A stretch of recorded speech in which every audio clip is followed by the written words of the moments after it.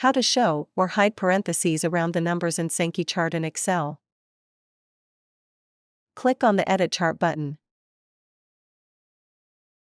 Click on the Node Properties pen to hide the parentheses. Click on the Symbols section. By default, the parentheses are shown. You can hide the parentheses around the numbers by sliding the Show Parentheses button to the left that is off. Click on the Apply button. The parentheses are hidden now.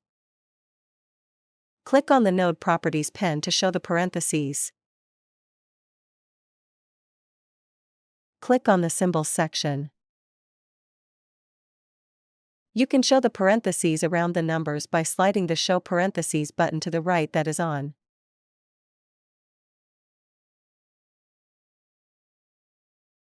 Click on the Apply button.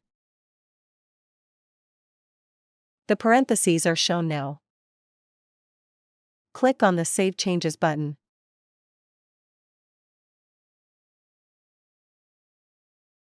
Following versions of Excel are supported by ChartExpo. We appreciate your business. Thank you.